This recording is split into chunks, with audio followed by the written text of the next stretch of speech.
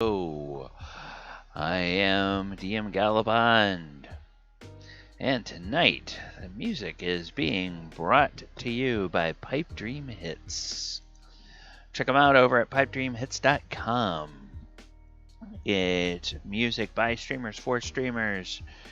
Use them in all of your live streams, YouTube videos, TikTok videos, everywhere else. You'll never get a copyright strike when using music from Pipe Dream Hits. Also, go check out Mo over at the tabletopbellhop.com. Mo is the OG when it comes to all things tabletop games, card games, board games, party games, tabletop RPGs. If it can be played on a tabletop, Mo has all the information you want to know about it. Everything from how to buy it to rules and strategy, news about the industry and developers, new game companies, classic game companies, analysis, behind the scenes, all that kind of stuff, and a whole galaxy of people making media about tabletop games, from podcasts to live streams, video, everything in between. Mo, check him out over at the tabletopbellhop.com.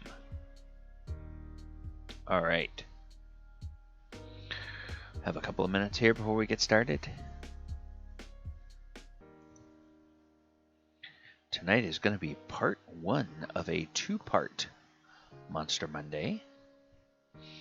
Two parts because there's so many variations of the monster throughout the ages and throughout the editions of the game that I don't think I can keep the show to an hour if I tried to include everything about the monster and how you could use the monster as well. So, that's why I'm making it a two-part Monster Monday. So I think you're going to see there's a lot of fun ways you could use this monster. Alright, I'm going to take a little drink. I'll be right back.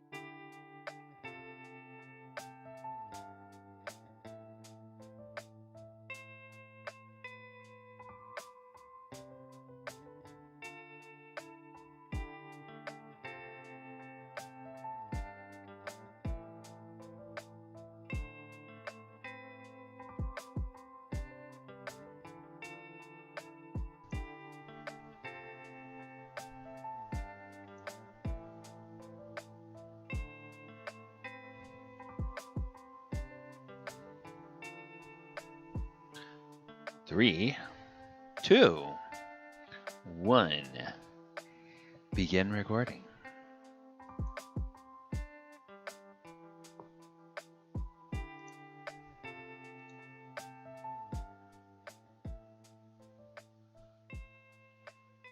Hey everybody, welcome to Monster Monday. This is Monday, August 16th, 2021. I am your host, DM Galabond, and tonight is going to be part one of a two-part series where we will be looking at the history of the Slaadi in D&D. The Slaadi are an entire race of creatures that you can have in your D&D game, and there's a whole boatload of them. Not quite as many as goblins, so this is not going to be a 5-part series on Slaadi, but this is going to be part one of 2. Tonight we're just going to look at the history of Slaadi in the game, how they have been represented in the game, and then next week we are going to come back and we're going to focus on how you can use the Slaadi in your D&D game and sort of different ideas taken from the different editions of the game, because these guys, like I said, they've been around a long time. There's a lot of cool stuff about them. So without any further ado, let us go ahead and get into it. The Slaadi first appeared in AD&D, and they did not appear in the initial monster manual. No, no, no. They came to us from the TSR UK, which produced the Fiend Folio. So they were described thusly. The Slaadi are great frog-like beings that dwell on the outer plane of limbo. Their form is of a large bipedal frog with huge heads and extremely long and sharp claws. Now, this image here is an image from 2nd edition of a Blue Slaad, and that comes to us from the Monster Manual. So when we get to the description of the Slaad in 2e, the description is very similar to 1st edition. The Slaadi are great frog-like beings who dwell on the outer plane of limbo. The form is that of a large bipedal frog, though some of the more powerful Slaadi have polymorph self or shape change abilities and sometimes appear as men.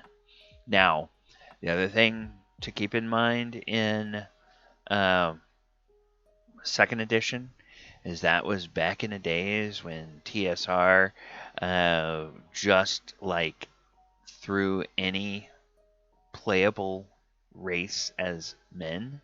So read men as humanoids. So it's not just meaning that they are humans and not just male, but it means that they could be dwarves or halflings or elves or whatever. So when they say men in that edition, that's what they mean.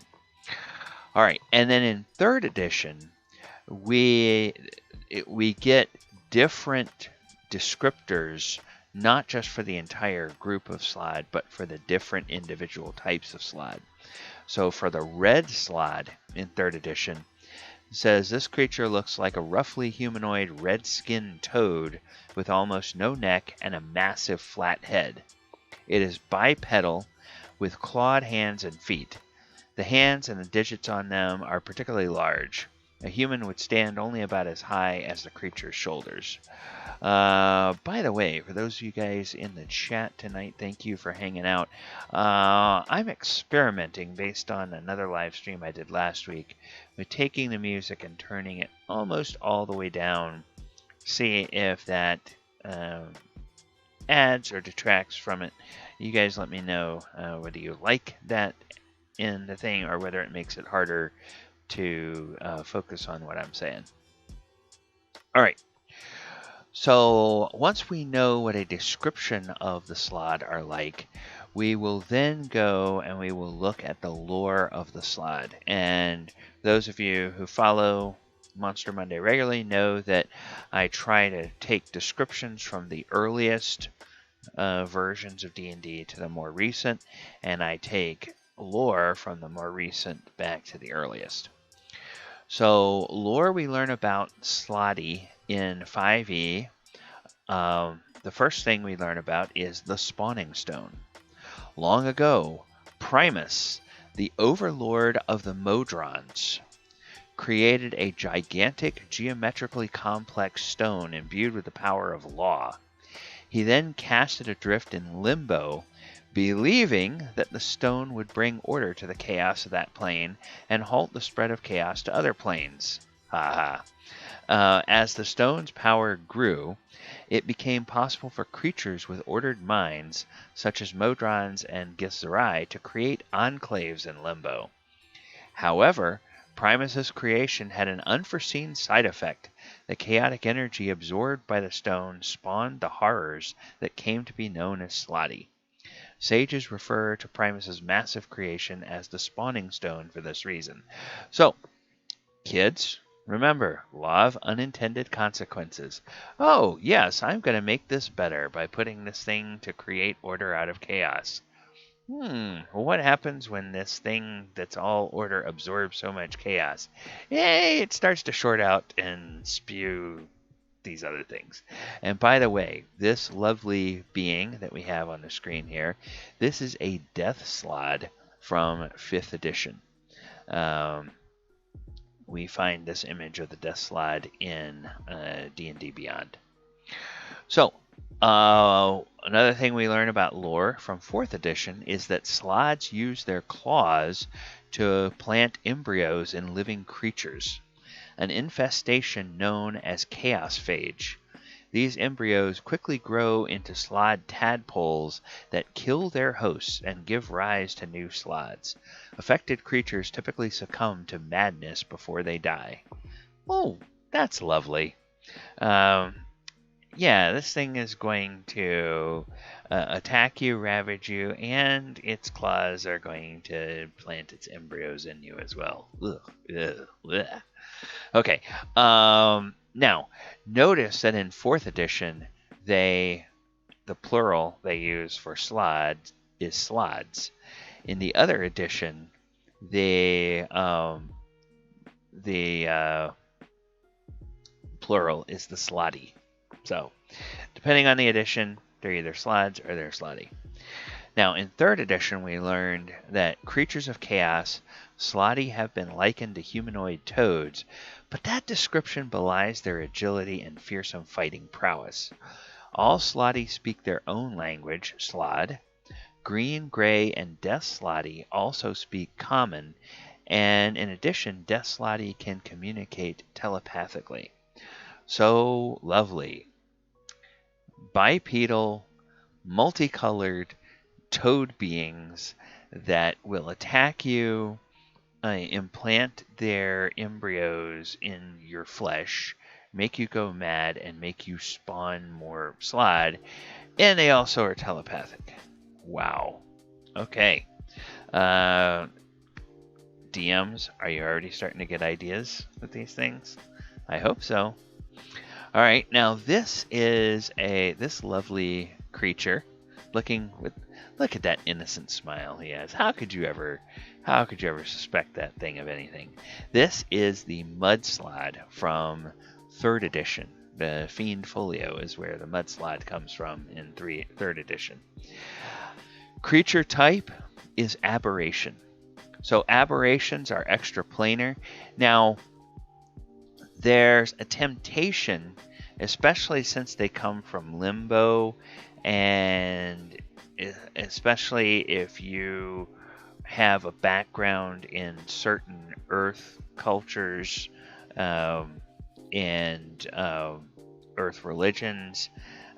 Limbo has kind of a quasi-religious connotation, so you might be thinking they're something like fiends. But in D&D cosmology, limbo is just the plane of chaos. And so aberrations are utterly alien beings. Many of them have innate magical abilities drawn from the creature's alien mind rather than the mystical forces of the world. Quintessential aberrations include aboleths, beholders, mind flayers, and, oh, hey, look at that, Slaadi. So they are one of the big 4 when it comes to aberrations. All right, now, this is why we're only talking about the history. You look at all of the different sources and all of the different types of Slaad that there have been in D&D since we first started. You will know why I've gone ahead and dedicated 2 nights to this particular monster. So we are going to turn over and go all the way back to the Fiend Folio from 1st edition. And we are going to look at the various different Slaad. So, you know, we learn about the Slaad. They're great frog-like beings, dwell outer plane of limbo. The hierarchy ascends from the comparatively weak Red Slaad to the dreaded Masters, creatures of unequaled ferocity and malignity.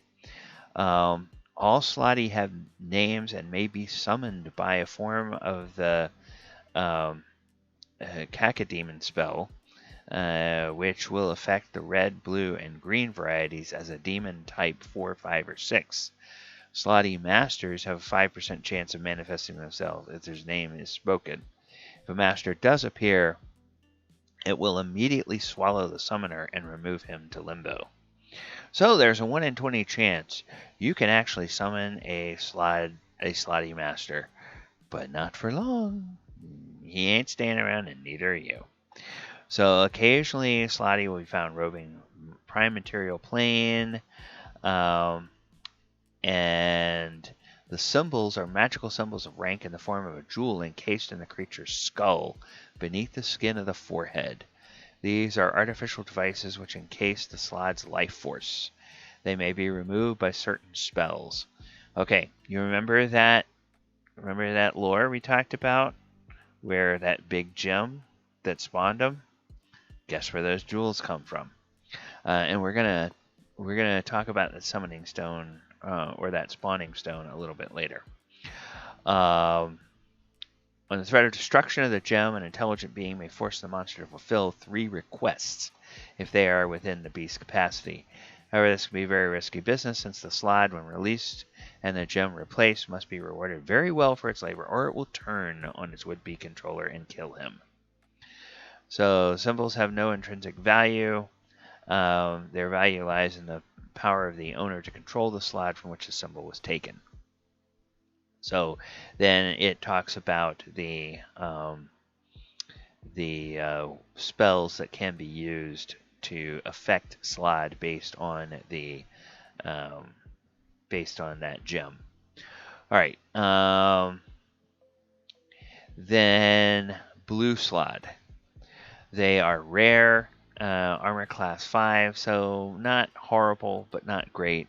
Hit dice 8 plus 4. Okay, they're moderately tough. 5 attacks per round. 2d8 for the bite, and 2d6 for each of the 4 claws. They are chaotic neutral. They stand 10 feet tall, and they have psionic ability. So though blue variety is stronger than red, blue is still a relatively weak member of the Slaad race, more often used to run errands and carry out missions for its masters than anything else. Great rivalry between blue and red.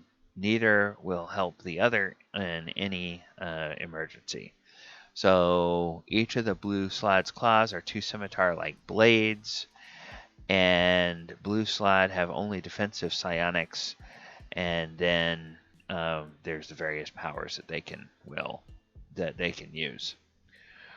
All right, now we come to the Death Slaad. The Death Slaad are the lesser masters. These are very rare. The armor class is -4. So remember, back in these days with first edition, the lower the armor class, the better. So while 5 is a modest armor class -4 means it's really hard to hit these guys. Hit dice 15 plus 7, so quite a bit more beefy than our Blue Slaad friends. 3 attacks or 2 attacks. Now, if they use their natural weapons, the bite is 2d10 and the claws are 3d6. If they use their sword attacks, they'll attack 1d8 plus bonuses. And only 4 of these Death Slaad are known to exist. Rarely seen. In human form, they attack with their sword twice. Slaad form, they attack with their claws and bite. And a successful bite also will drain 1d3 experience levels from the victim. Saving throw permitted. If successful, it negates the effect. They can travel the planes at will and have the following at-will powers: astral projection, ESP fear, darkness, detect invisibility, detect magic, invisibility, advanced illusion, cloud kill, wind walk, locate object, and shape change, flame strike, and weakness. And once every round, they may attempt to gate in another Slaad with 90% chance of the gate opening. And then equal chance of red, blue, gray, or green.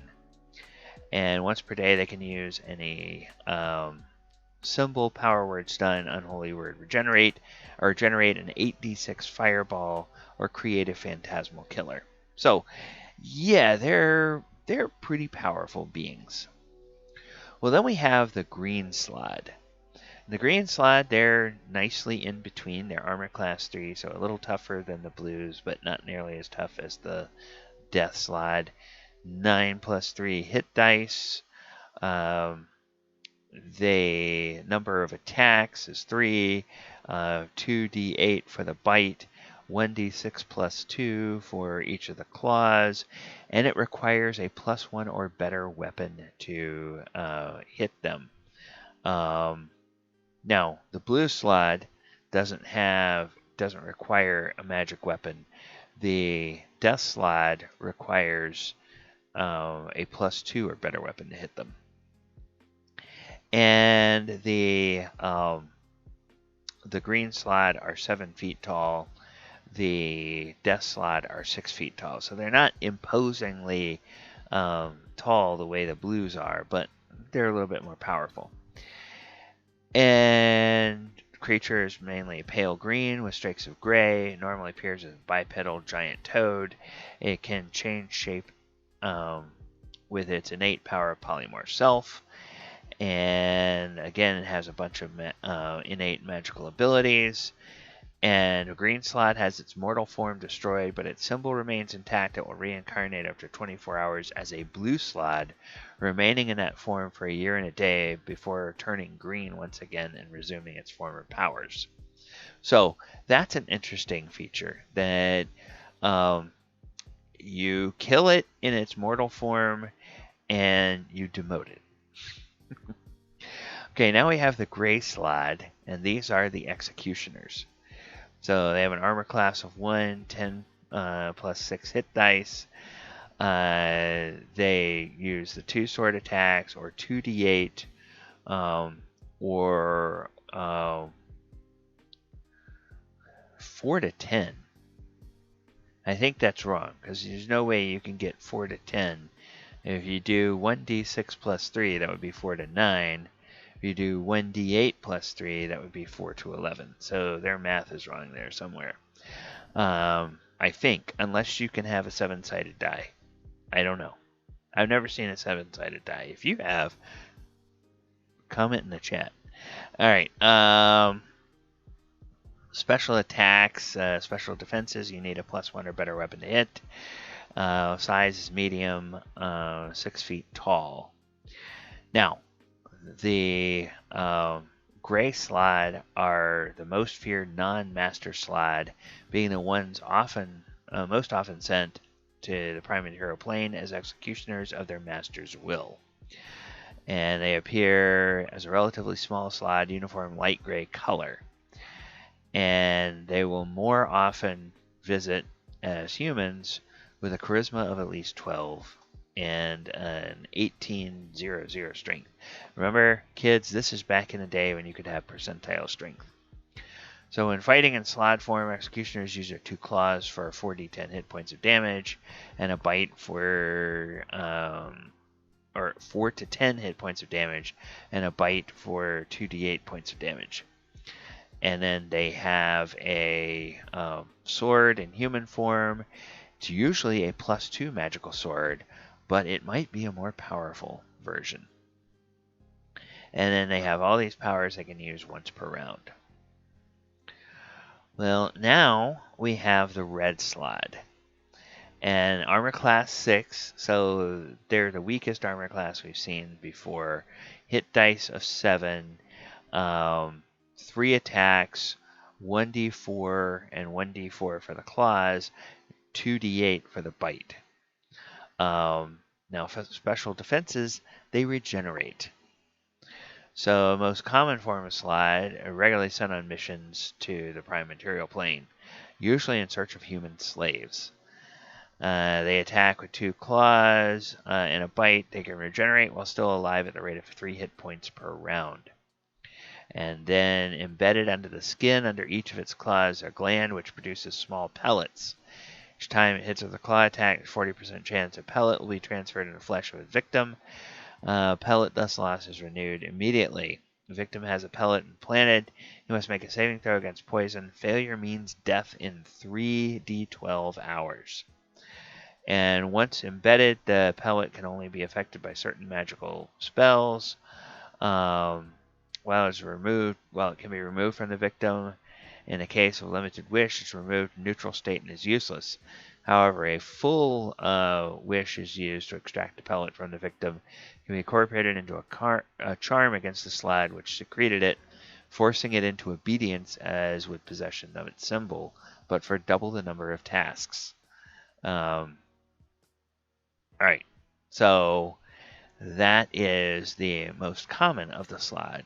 Well, now we come to two creatures, the Slaad Lords.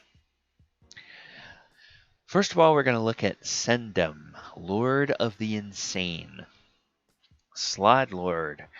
Armor class -6, 197 hit points.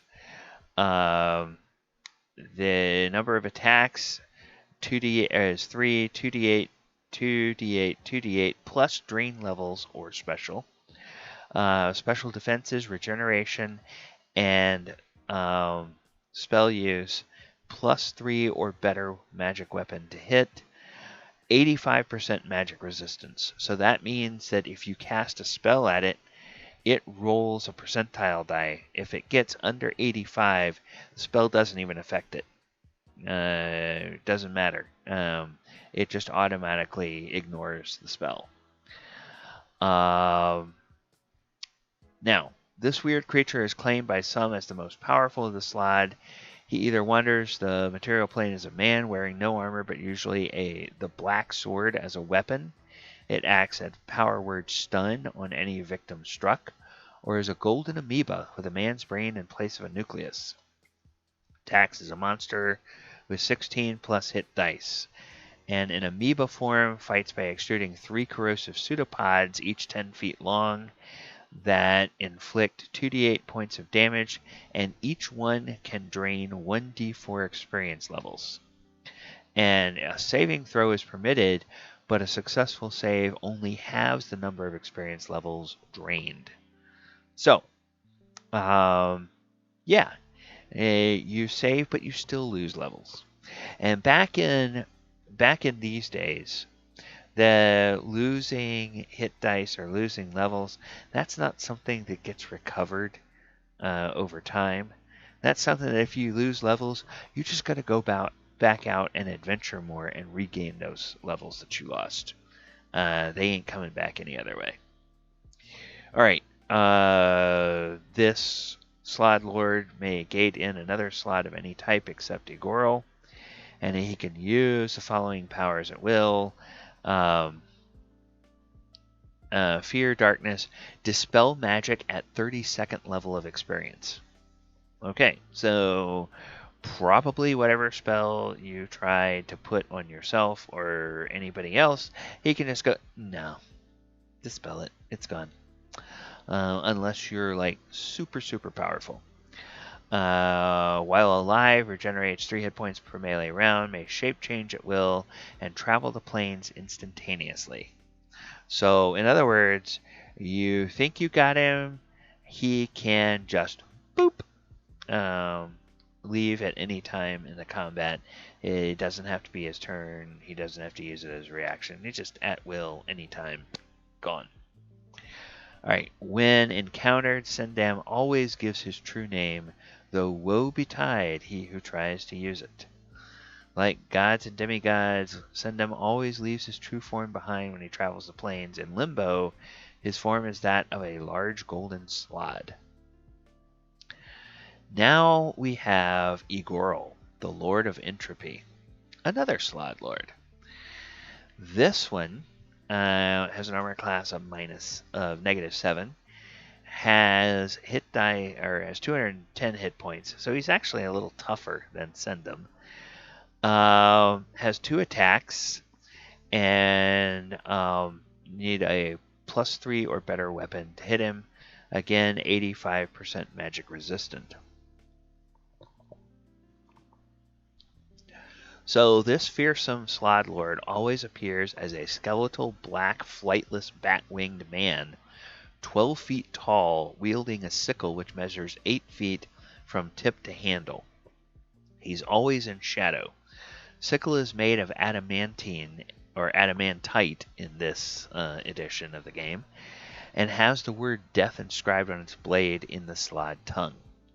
Has a magical bonus of +5 to the. This is the weapon. It's a +5 weapon, and on a strike, a victim receives instant death unless he saves against poison, in which case the victim escapes with only 66 points of damage. Only 66 points of damage.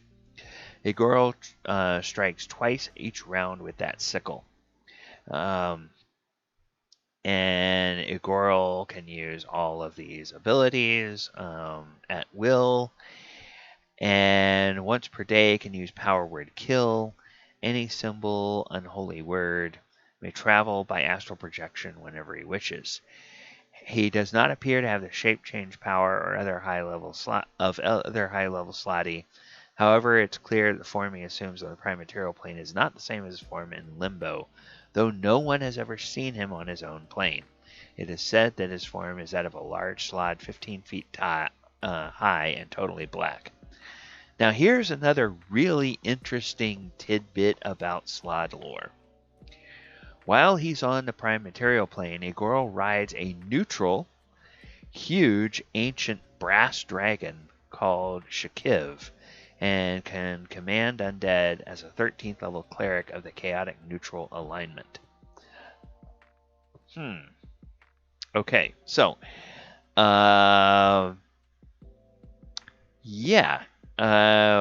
brass dragons, which I think in the modern version of brass dragons are chaotic good. Bronze dragons are lawful good, but I think brass dragons are chaotic good. But still, a brass dragon that would willingly serve a Slaad Lord, that seems a bit different. But that's a very cool piece of lore if you want to use it in your game. Alright, so now we come to 2nd edition. And in the Monstrous Manual, we get the red and the blue Slaad. They're kind of dumb. Armor class of 4 and 2. The hit dice. Now, again, the red have the egg pellet. And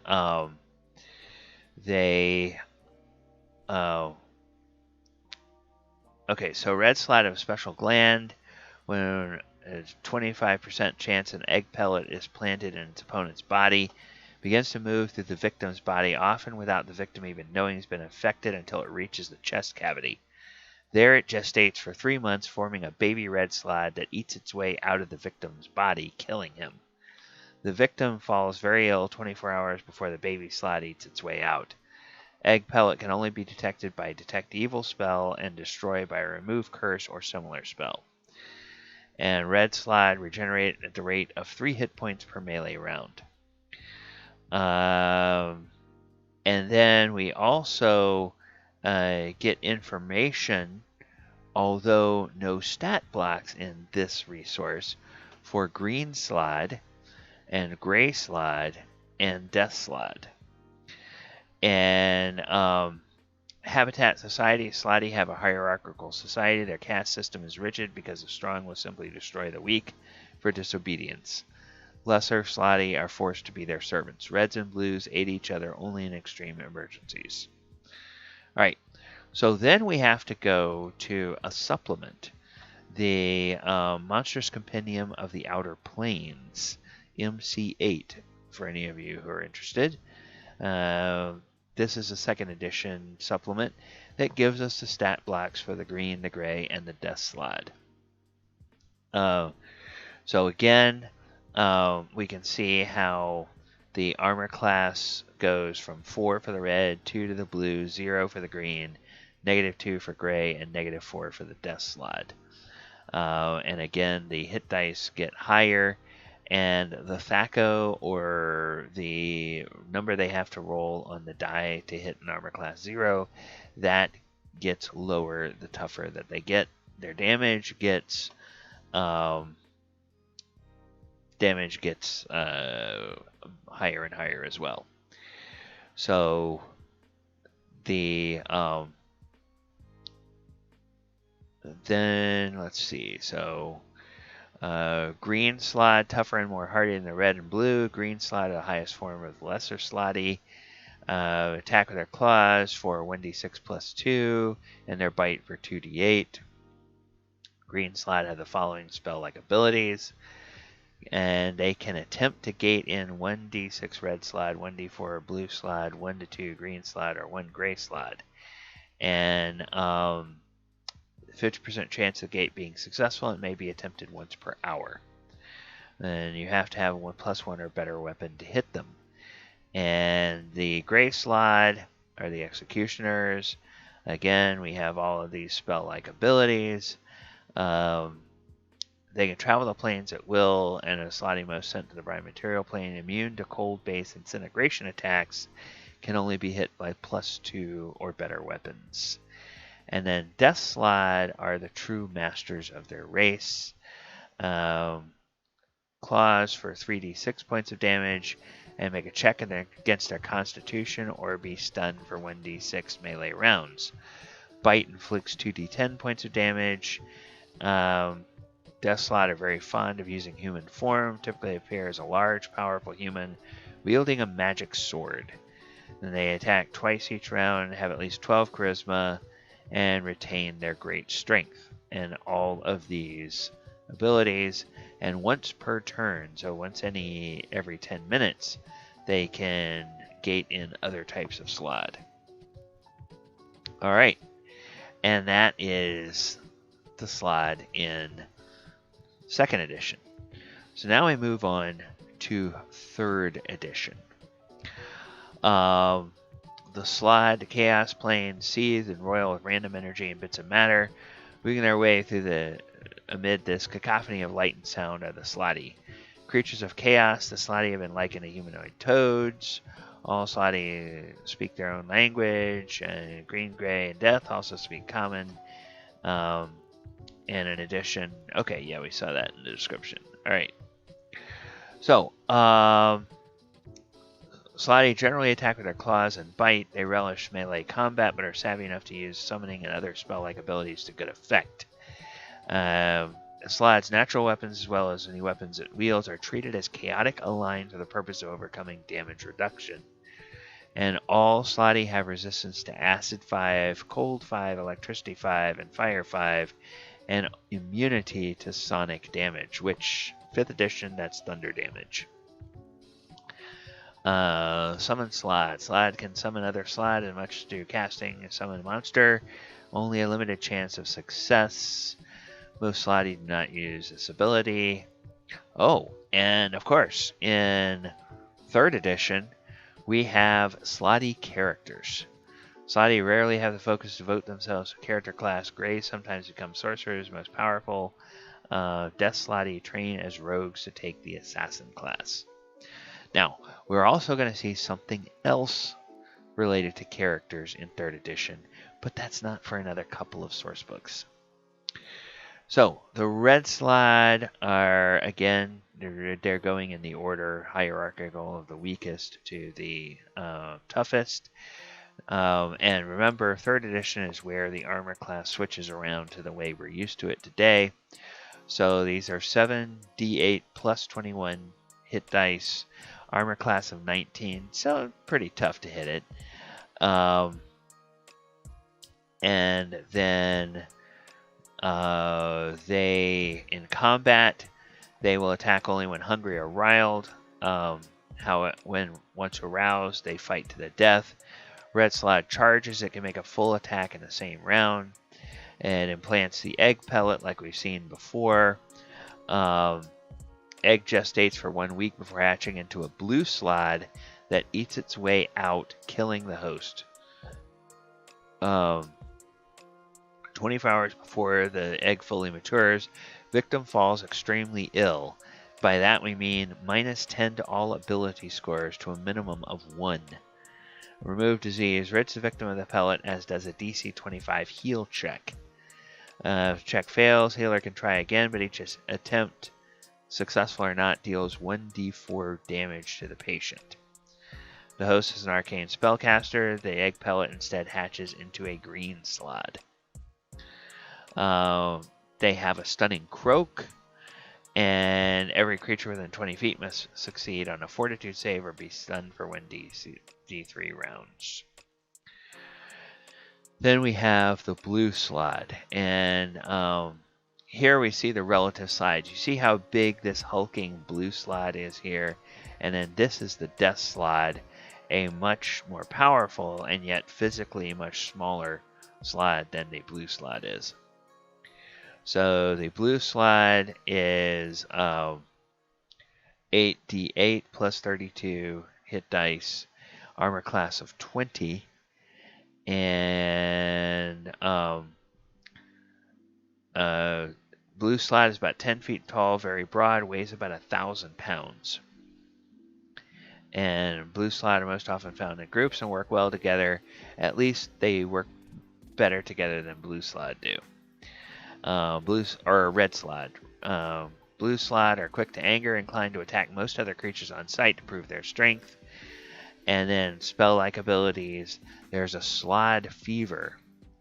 I got a fever, and the only cure is more cowbell. Slaad Fever, supernatural disease, incubation period 1 day, and damage is 1d3 dex and 1d3 charisma. And an afflicted humanoid reduced to charisma 0 immediately transforms into a red Slaad, retains none of the features, traits, memories, and abilities of its former self, and it's a normal red Slaad in all effect. And if the infected being is an arcane spellcaster, the disease instead produces a green Slaad.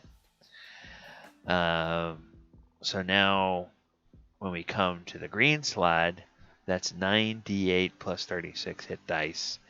It has an armor class of 23, so now they're starting to get pretty hard to hit here. They have spell-like abilities to summon Slaad. Red Slaad's egg pellet or Blue Slaad's disease infects an arcane spellcaster. It produces a green Slaad.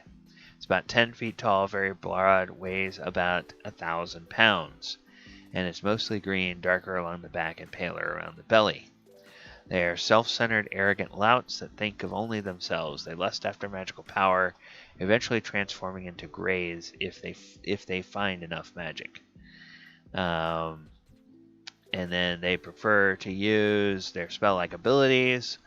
So, Chaos Hammer, Detect Magic, Detect Thoughts, Fear, Protection from Law, See Invisibility, Shatter, Dispel Law, Deeper Darkness, Fireball.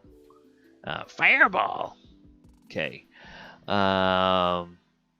Change shape. They can assume in a medium or large humanoid as a standard action. Twice per day, they can attempt to gate in other Slaad. Alright, so now the Gray Slaad. These are 10d8 plus 50 hit points, armor class of 24. And they prefer to fight from a distance using spell-like abilities. So a lot of the same abilities as before, but now they also have invisibility, lightning bolt, magic circle against law, animate objects, dispel law, fly, and power word stun. And they can change shape, become a humanoid, equip themselves with weapons and armor, yada yada yada. Alright, the Death Slaad, 15d8 plus 75, and their armor class is 28. So now they're pretty dang hard to hit. Their Greys undergo Death Slaad or Greys undergo a mysterious ritual, transforms them into a veritable killing machine. Although they have spell-like abilities like Grey Slaadi, Death Slaadi focus more on killing than on magical power. Death Slaad enjoys wielding a magic weapon if possible.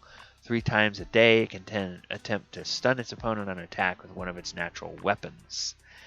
And at will, it can do animate objects, chaos hammer, deeper darkness, detect magic, the fireball, fly, identify, invisibility, magic, circle, and its law. And 3 times per day, circle of death, cloak of chaos, word of chaos. Once per day, implosion, and power word blind. And then they assume any humanoid shape, and they equip themselves with weapons and armor. Alright, so now that is all coming out of the 3rd edition Monster Manual. Now we look at the Monster Manual 2 from 3rd edition. And this is where we see something really interesting. And this is the Chaond. Infused with primal forces, Chaonds are living embodiments of the force of chaos in the universe. Though their Slaadi ancestry may be several generations removed, these beings still fit only marginally into civilized society. Chaond resembles a human but seems much cruder both in form and in temperament. Brutish appearance is usually marked by wild, unkempt hair, blocky facial features, and a stocky torso and limbs. So, they are medium-sized outsider, base armor class of 12, base hit die of 1d8 plus 1. They have special attack of shatter, acid, cold, and sonic resistance, outsider traits. So now this is an interesting template. The Chaond is an interesting template that you could use, like if you wanted to create some sort of monstrous party of adventurers. I have not ever really had the desire to create a campaign where it's a bunch of monsters getting together and going around and doing things, but I do know that other DMs have done it, and some of those are really amazing campaigns.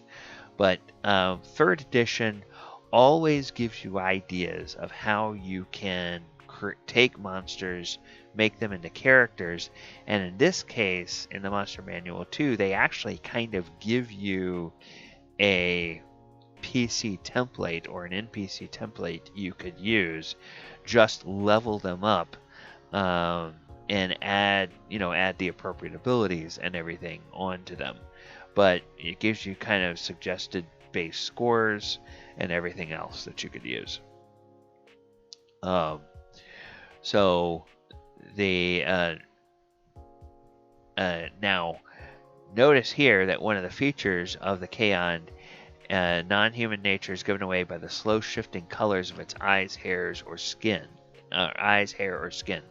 So you can, if you have somebody that wants to play a Chaond at your campaign and you want to sign up for that as a DM, then you could have them decide whether their eyes are going to constantly change color, their hair will change color, or their skin will change color, and then have them figure out how they're going to RP that in various situations. And then typical Chaond is a gravelly voice that tends to come out like a croak when the creature is excited.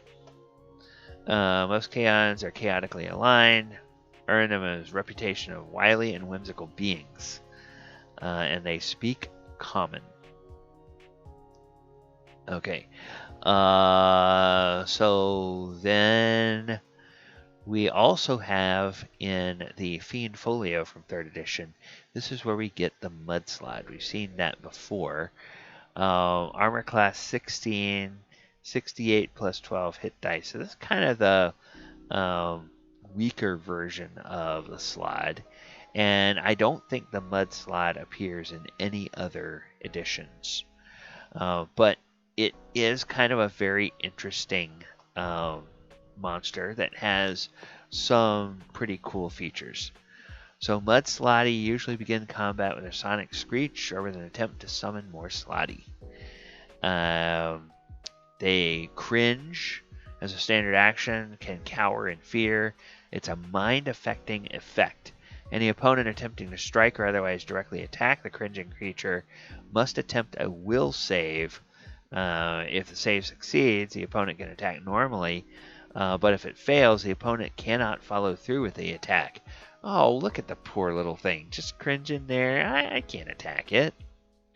Disease. Any creature hit by a Mudslaad's bite must succeed a Fortitude save or be infected with a disease that transforms the victim over the next week into a Mudslaad.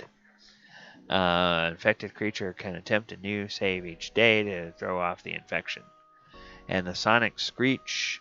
Emit a tremendous screech. Every creature within 30 feet must make a Fortitude save or take 5d6 points of sonic damage. And they fast healing. They regain lost hit points at 3 hit points per round. Feign death. If an opponent strikes a Mudslaad and reduces 10 or fewer hit points, it can immediately attempt to feign death. This ability comes into use only on the opponent's turn. Any creature that witnesses a Mudslaad feigning death, including those creatures that watch it fall, can make a sense motive check to determine if the Slaad's death is genuine. And a spot check will not reveal the Slaad's death is feigned, and even a heal or search check isn't guaranteed to discover the deception because they are very adroit at it. All right. So that is Slaads in 3rd edition. Now you see why I broke this up into 2 weeks. There's lots of different kinds of Slaads, lots of Slaads we can talk about, and lots that we will talk about next week. Lots of ways we're going to use the Slaad in our campaigns. All right, so Slaad Lore. This is 4th edition. They use their claws to implant embryos. They worship no gods and believe they were the first creatures in the cosmos. Dull-witted Slaads spread chaos instinctively, while intelligent Slaads do so with intent. And when a Slaad becomes suffused with the entropic energies of the abyss, its corporeal form is consumed and it transforms into a Black Slaad. Black Slaads, also called Void Slaads, lose the ability to spread chaos phage, but they wield horrifying entropic power. Ooh. Wonder what that's going to be. So, the Slaad Tadpole. This is in 4th edition, they decided, okay, instead of having this egg just sort of hatch, well, the egg emerges as a tadpole. And so the tadpole has an armor class of 21, has a bite, and chaos shift. It will shift 2 squares and immediate interrupt when attacked by a melee weapon at will. So it can choose to shift 2 squares instead of getting hit every time you try to hit it with or at least one time around every time it gets hit by a melee weapon. So they avoid combat with creatures larger than themselves when cornered and makes bite attacks. Then we have the Gray Slaad, the Rift Slaad, which is a level 13 skirmisher. Slaad Tadpole is a level 5 lurker. And armor class 27, hit points 128. Condition transfer. When hit by an attack that applies any conditions, the conditions applied by the triggering attack affect the target instead of the Slaad. So the Slaad will target somebody else and try to use that ability when it gets hit with a condition. And induce planar instability will try to shift the target 3 squares and knock them prone. The planar flux is a teleportation, and the Slaad teleports 8 squares, becomes insubstantial until the end of its next turn. So then we have the gray, then we have the Red Slaad, or the Blood Slaad, which is a level 15 soldier. So now Now you see in this edition, in 4th edition, the Tadpole is the lowest, then the gray, then the red, which is interesting because in the other editions we've seen the gray is higher than the red, blue, and green. So armor class is 29, has the Chaos Phage, Leaping Pounce, Horrid Croak. The Blue Slaad is the Talon Slaad. Has AC 29 and 200 hit points. It will. It also has the Chaos Phage disease. The Fling. It's able to damage the target and slide it 2 squares and knock it prone. Ravager's Fury. Rakes all enemies within its reach and deals damage to every enemy that it hits and gains 20 temporary hit points. Then we have the Green Slaad, the Curse Slaad. So Slaad makes, alright, then it's Chaos Bolt. Target is dazed until the end of the Slaad's next turn, in addition to taking damage. Transpose target. The Slaad and the target teleport 10 squares into an unoccupied space of the Slaad's choosing. And then Croak of Chaos, Close Burst 4, targets enemies plus 21, and 1d10 plus 6 damage, and the target is moved 4 squares. And now we come to the Void Slaad. Ooh, this is that one they were talking about. It's a level 20 skirmisher, AC 32, 191 hit points, has a Ray of Entropy. Target is surrounded by a shroud of crackling energy. Anytime the target takes damage, the shroud deals an extra 1d10 damage to the target. And a Zone of Oblivion. Black Void fills the zone, blocking line of sight and dealing 2d10 plus 6 damage to any creature that enters or starts its turn in the area. The zone lasts until the end of the encounter. And then this Chaos Phage, it's a level 16 disease, and the endurance rolls for the disease to improve 1 step requires a DC 25. To maintain your current level is DC 20 to 24, and to worsen 1 stage is DC 19 or lower. The initial effect is to have a Slaad embryo implanted.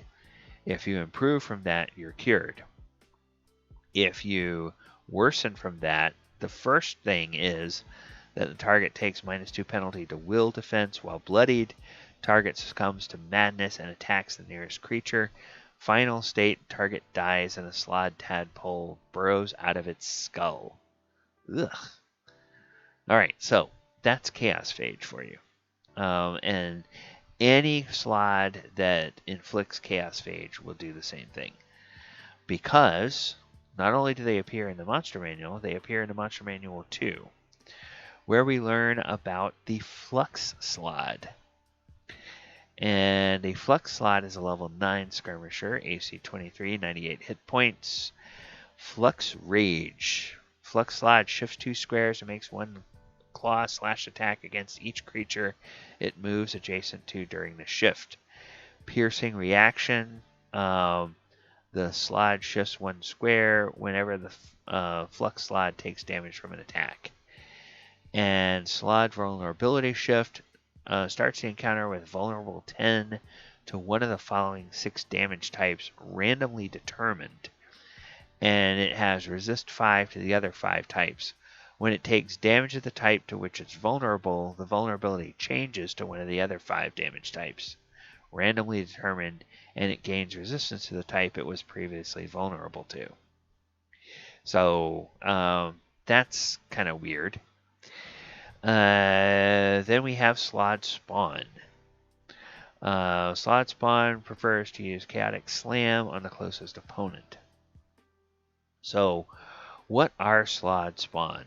They are level 17 minion skirmishers. Now, you remember way back when It told us that one of the Slaad Lords sometimes appears as a Golden Slaad. Well, this is not that, but it could be thought of as an homage to that. So Golden Slaad is created when Chaos Storm washes across a member of its chromatic kin. Creature's form is unstable, though. Golden Slaad collapses into a viscous creature after physical wounds weaken its body. Necromancers sometimes transform living Slaads into undead Slaads called Putrid Slaads. They serve the Slaad's essential chaotic nature, making these creatures deadly but difficult to control. Slaad retains its hunger for wanton destruction, consuming life around it, which is then putrefied and later regurgitated upon foes. Ugh. So the Golden Slaad and the Putrid Slaad. A Golden Slaad is a level 20 controller, 193 hit points, armor class 32, speed of 8, teleport 6. Has this Chaos Croak, which has a random effect in addition to its damage. Target is teleported 1d6 squares in a random direction. Target makes a melee basic attack as free action against a random creature adjacent to it.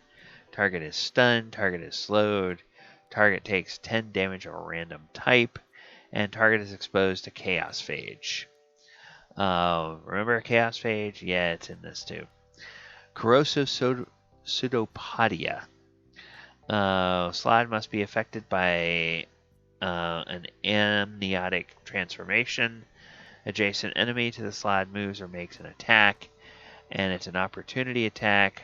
Melee 1, 1d6 plus 8 acid damage, and the Slaad grabs the target.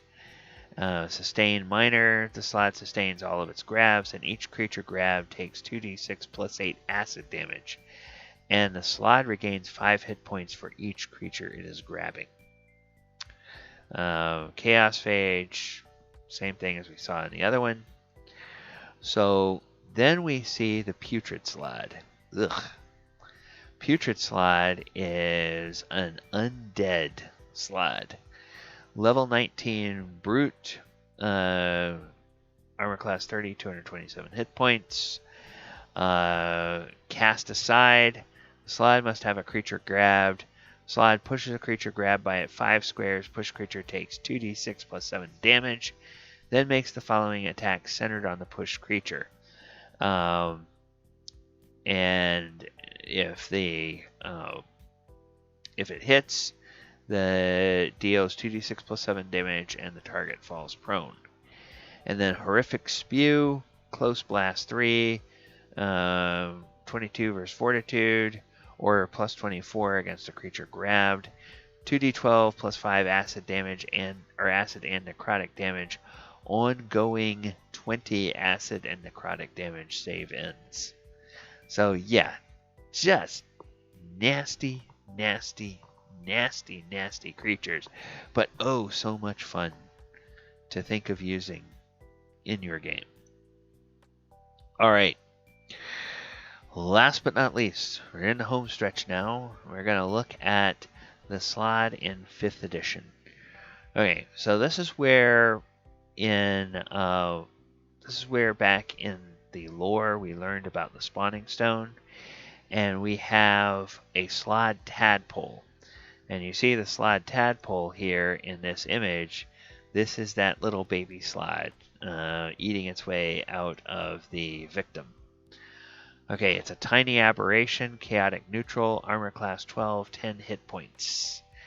Challenge rating 1/8. Magic resistance. Has advantage on saving throws against spell and other magical effects. And deals 1d4 plus 2 piercing damage with its bite. And then again, we have this progression of the Slaad based on their hierarchy. So the red Slaad have an armor class of 14 and 93 hit points. They are CR5 monsters. Advantage on saving throws. Regenerate 10 hit points at the start of its turn. Multi-attack, one with bite, 2 with its claws. And when a red Slaad claws a humanoid, it can inject an egg from a gland under one of its claws. And eventually that egg gestates and forms into a Slaad Tadpole.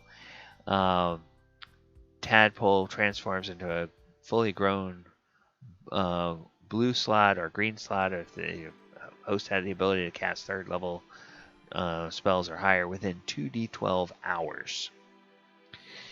Then Blue Slaad, the hooks on its hands will inflict Chaos Phage, which will transform its victim into a fully grown Red Slaad or Green Slaad if it's a spellcaster.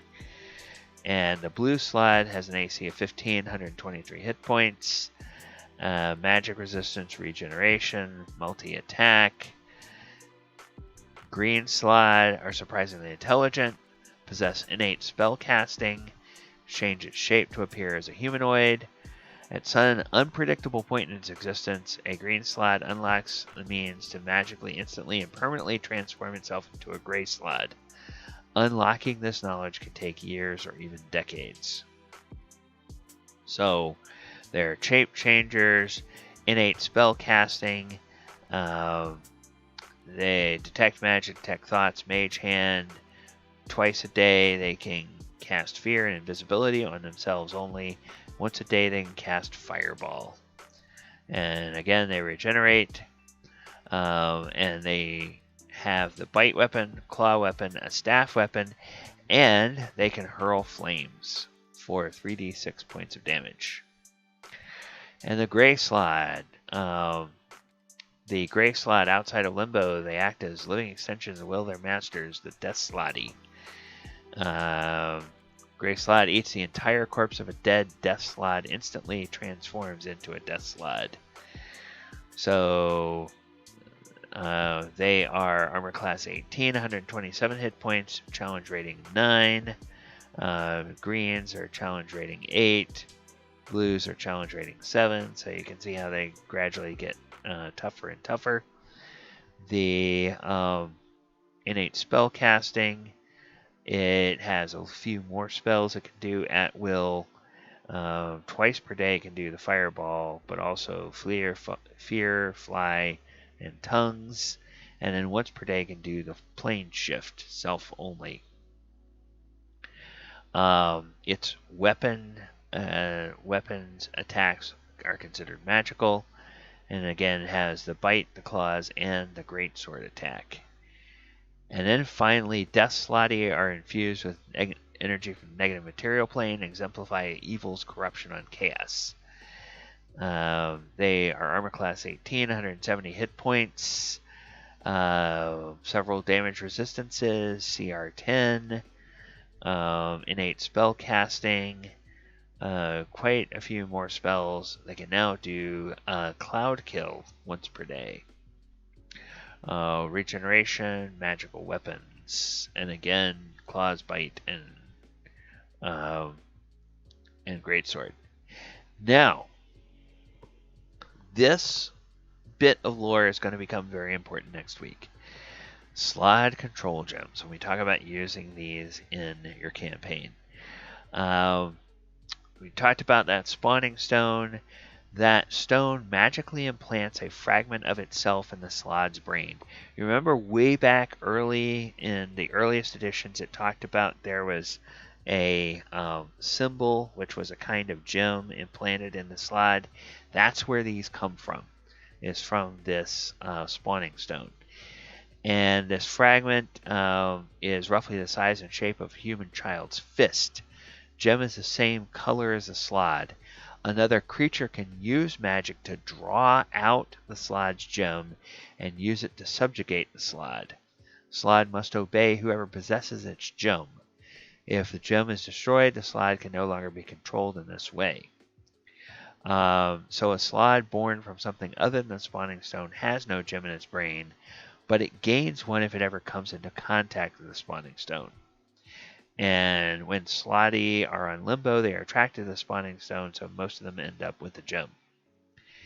Certain spells we use to acquire the gem And a greater restoration cast on the Slaad destroys the gem without harming the Slaad. So, embedded in the Slaad's brain is a magic gem. Acquire it, and the Slaad is yours to control.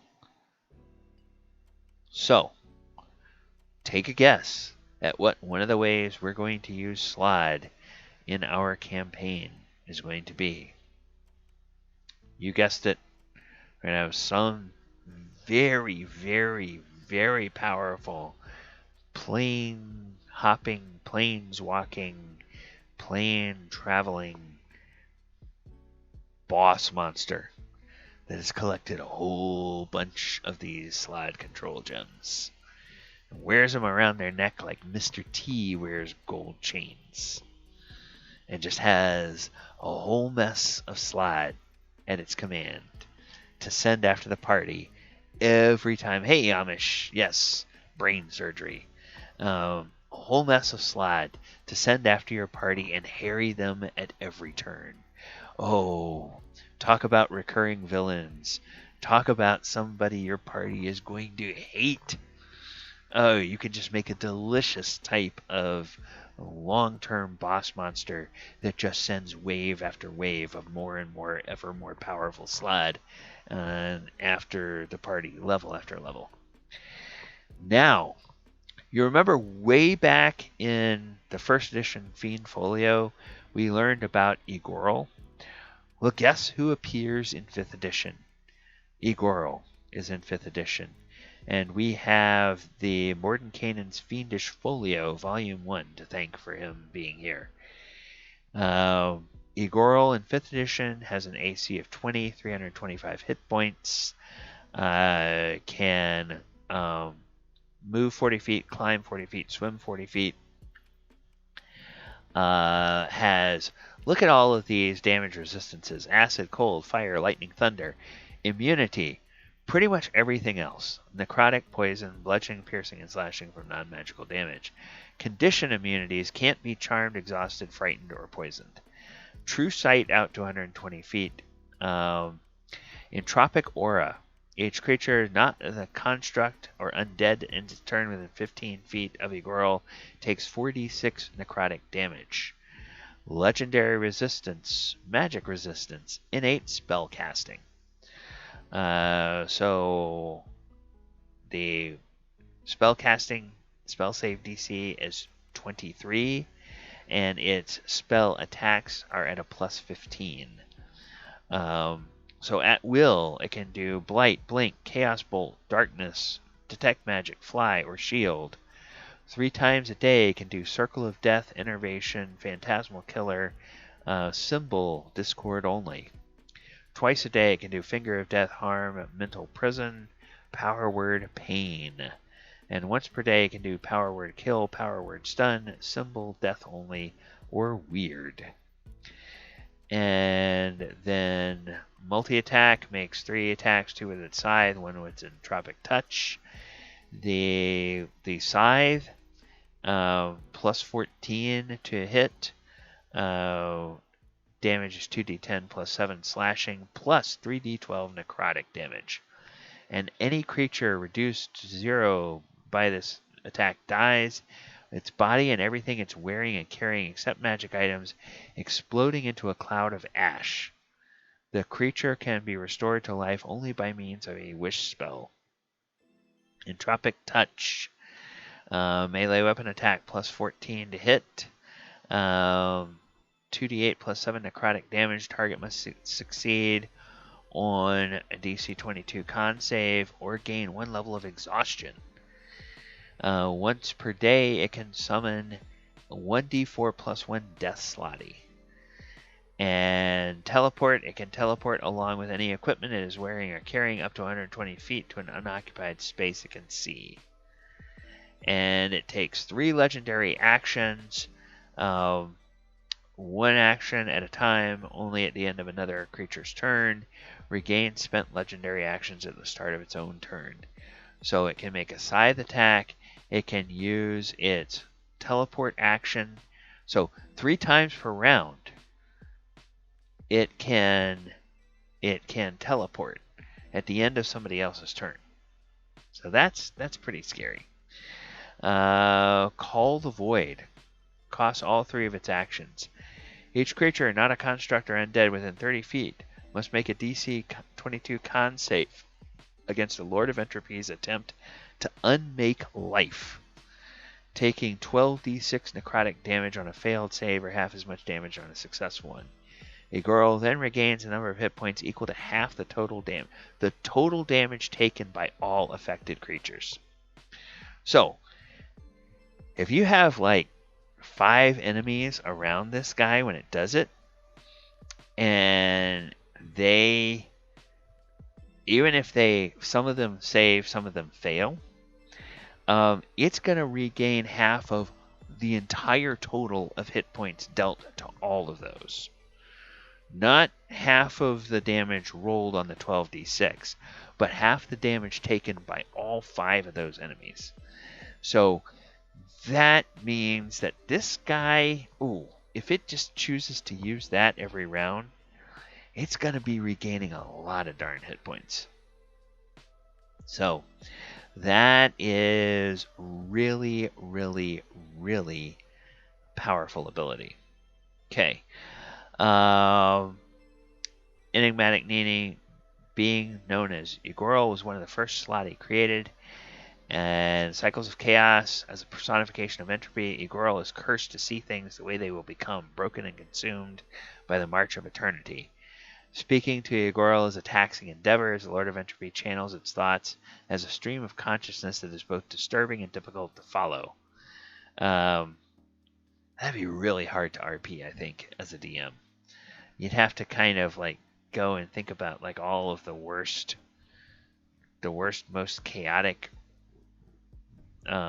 movie and TV villains you could think of, and just sort of kind of channel all of them and just sort of, shift up the personalities of them as you're trying to RP that. That would be really difficult. So Death and Destruction. Its most notable possession is an adamantine scythe. Okay, so it's adamantine in 5e as well. With the Slaad word for death inscribed across the blade, it can reduce living creatures to ash. Also bears a set of obsidian tablets slung about its waist, upon which it inscribes destructive runes. Living creatures wither and rot within the entropic energy emanated by Ygorl's magic.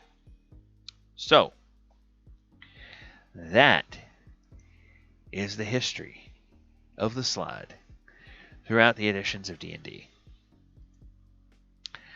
Alright, next week we are going to come back and we are going to talk about, on the basis of what we now know about the Slaad as a group, we are going to talk about the ways you can use Slaad. And of course we're going to focus on the 5e editions, but we're going to let everything we talk about be informed by what we learned through 1st through 4th edition as well. So between now and then, be thinking about any questions or ideas you might have for using Slaad in your own games. And be here next Monday night, and we will talk about some ideas that I've had, and then if you guys have some ideas, we'll talk about some of those as well. But before we end for the evening, are there any questions on that? Alright, well, thank you guys so much for hanging out. Really appreciate you being here this evening. Hope that you have enjoyed the evening, and we are going to go ahead and go into the wrap-up. I have been DM Galabond. This has been Monster Monday Slaadi Part 1. I am usually here 3 times a week, although this week I'll only be here twice more.